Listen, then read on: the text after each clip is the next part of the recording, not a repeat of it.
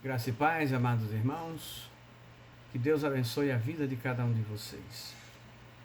Queridos, o apóstolo Paulo foi o único escritor que rejeitou o seu nome judaico, que era Saulo, em favor de um nome gentil, adotando o nome de Paulo. Paulo sabia que seu apostolado era para os gentios e por isso mudou de nome. Os gentios eram todos os povos que não adoravam a Deus e nem obedeciam às leis de Moisés. Os judeus consideravam os gentios impuros, contaminados pelo mundo e afastados de Deus. Pelo nome de batismo, se conhecia a descendência das pessoas. O nome podia abrir ou fechar portas.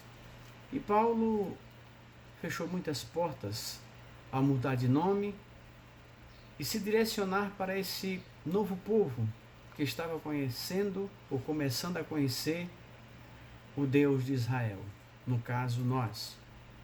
O apostolado de Paulo era o mais difícil, pois era conhecido como perseguidor dos judeus e agora iria pregar o Deus dos judeus para nós, para os gentios. Paulo foi perseguidor e agora era perseguido. Foi o homem que machucou os que seguiam a Cristo e agora ele era machucado.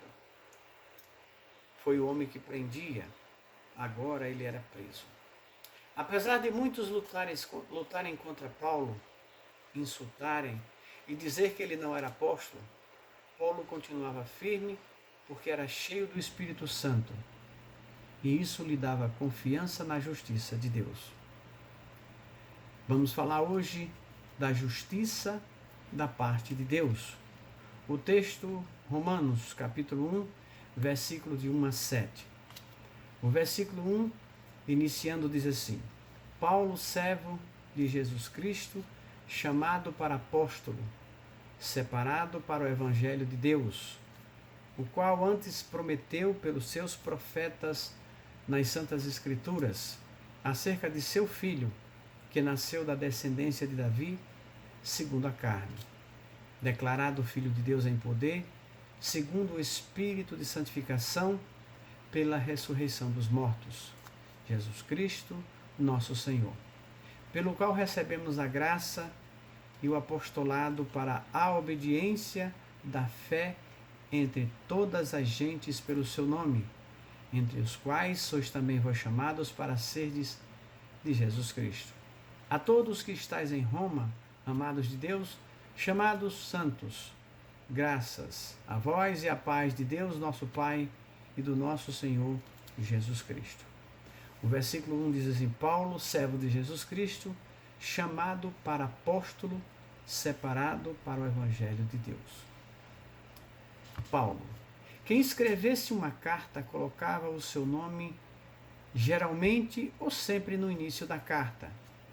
Servo ou escravo é uma pessoa que pertence totalmente ao seu dono e não tem liberdade para ir embora. Mas Jesus nunca disse a Paulo que nós deveríamos ser escravos dele.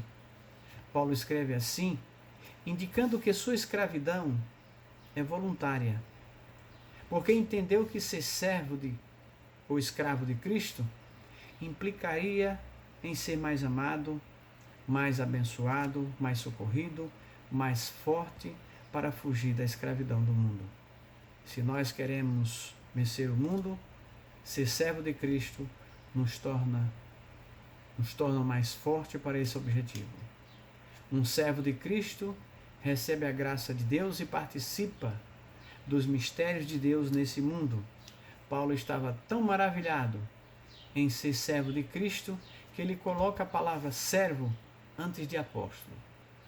A diferença, posso dizer assim, gritante, entre servo ou escravo do mundo ou um servo ou escravo de Cristo, é que os servos, os escravos do mundo, realizam tarefas vulgares e simples para os seus senhores. Mas um servo de Cristo realiza obras divinas iguais ou maior do que a do mestre, pois ele mesmo assim disse. Nenhum senhor do mundo concordaria que seus servos sentassem à mesa e o chamassem de amigo, mas Jesus Cristo sim. Se todos nós somos servos de Cristo, podemos quebrar as barreiras das separações, as barreiras das indiferenças e dizer com toda certeza que nós somos irmãos uns dos outros. É isso que tem atrapalhado a nossa irmandade, querido. A dificuldade em ser verdadeiramente servos de Cristo. Separado para o Evangelho de Cristo. Em nenhuma parte da Bíblia nós veremos separados para o Evangelho dos batistas, separados para o Evangelho dos assembleanos ou separados para o Evangelho dos pentecostais, mas sim separado para o Evangelho de Cristo, consagrados a Deus para levar a mensagem do Rei. O versículo 2 diz: o qual antes prometeu pelos seus profetas nas santas Escrituras. Deus prometeu o Redentor ao povo sofrido, e o povo sofrido não é somente o povo de Jerusalém, mas também nós.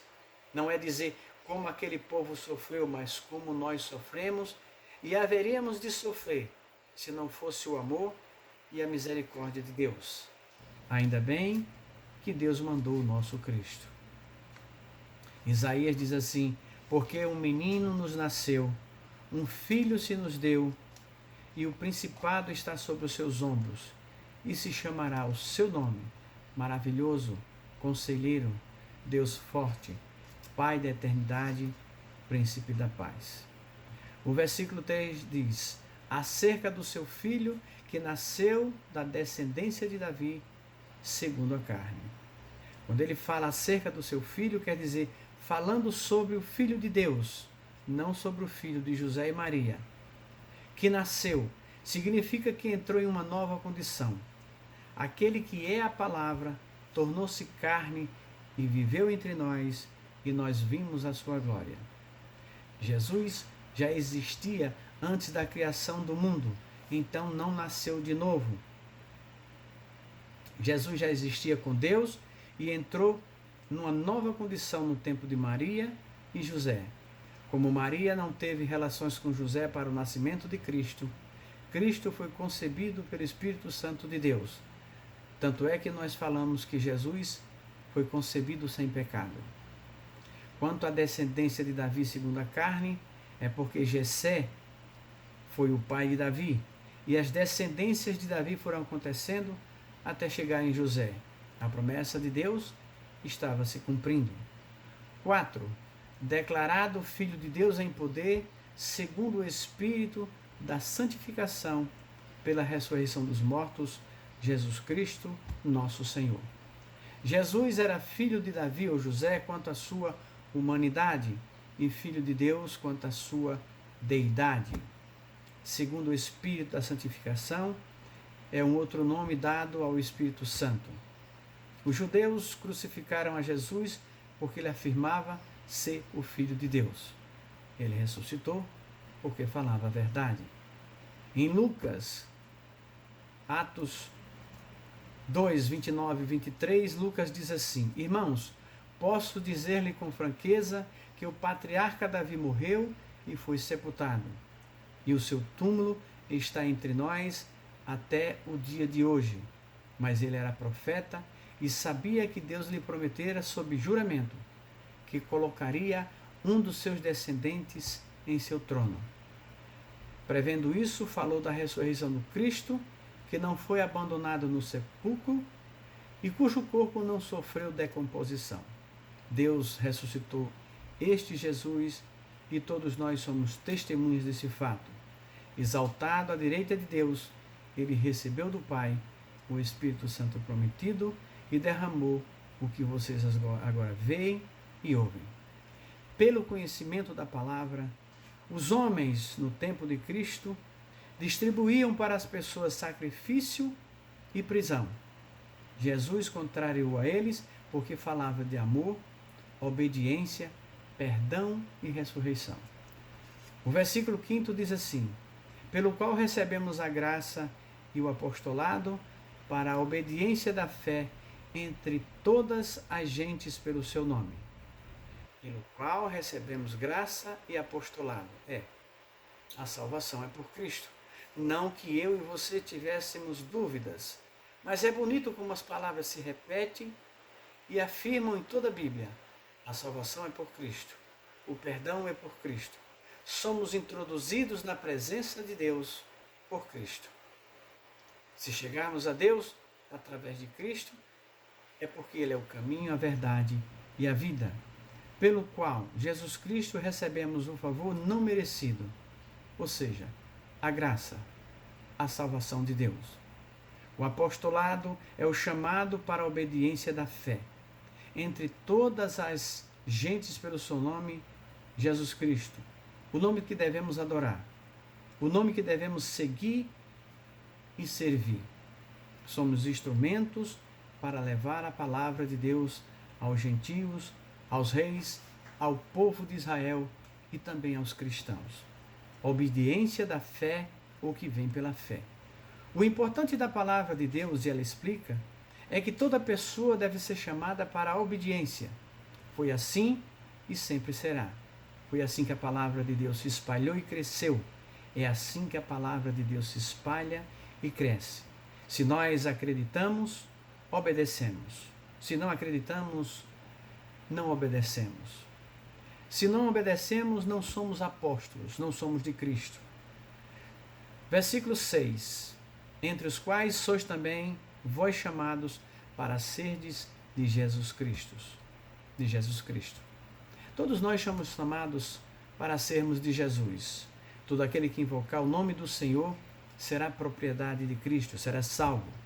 Ninguém se sinta excluído desse chamado. Quem está chamando é Cristo, para pertencermos a Ele. Se nós não somos de Cristo, pertencemos ao mundo. E o mundo jaz no maligno. Algumas pessoas irão perceber tardiamente que não existe a terceira ou quarta opção. Não existe pertencer a Cristo, ou ao inimigo, ou à Ilha da Fantasia, ou ao Beto Carreiro World. Só existem duas opções: a Cristo ou ao mundo. A Ilha da Fantasia, queridos, era um programa de televisão que existia há uns 30 anos atrás, sobre uma ilha onde as pessoas ricas pagavam para ir a essa ilha, para viajar até a ilha onde suas fantasias eram realizadas. Bom, queridos, o programa acabou. Beto Carreiro era um circo e continua sendo.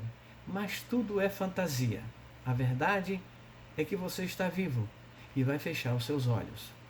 E aí não poderá fazer mais escolhas nenhuma, porque essas escolhas são enquanto estamos vivos.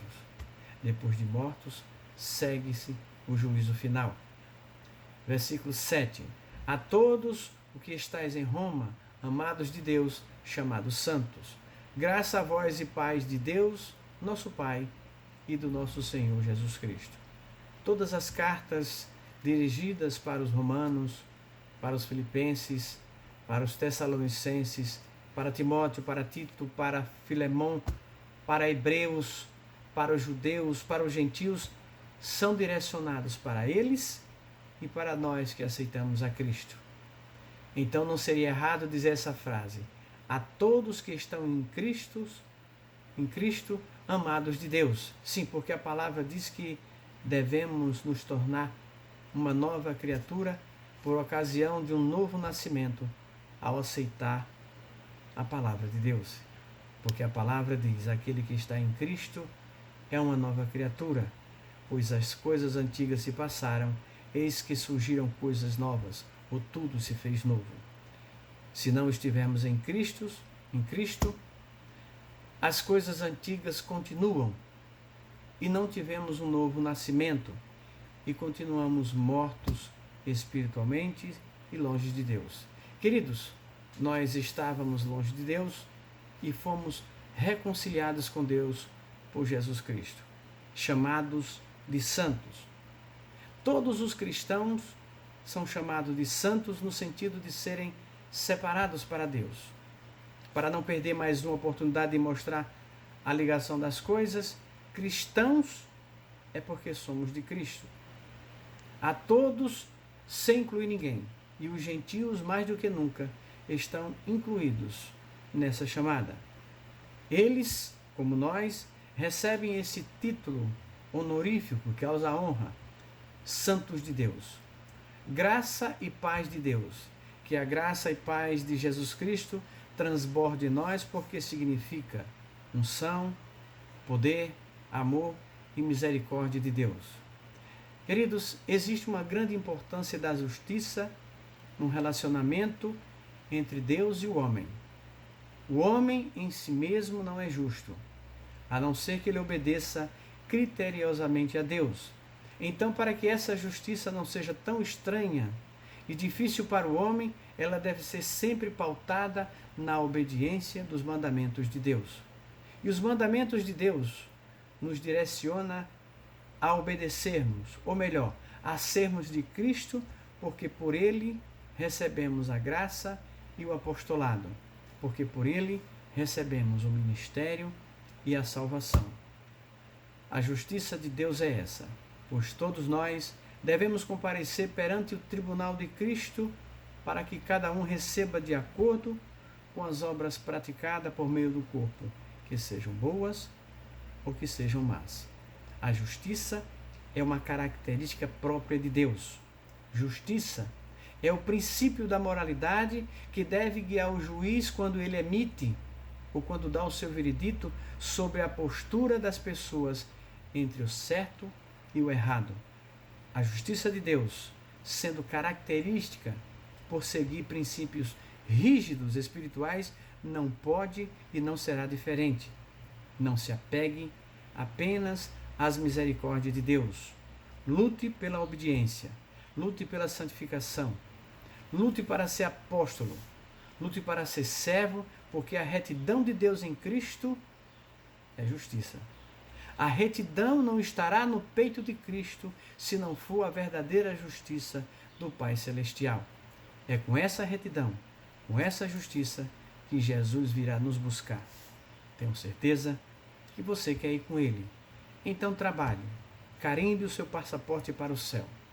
Graça a vós e paz de Deus, nosso Pai e Pai do nosso Senhor e Salvador, Jesus Cristo. Que Deus nos abençoe.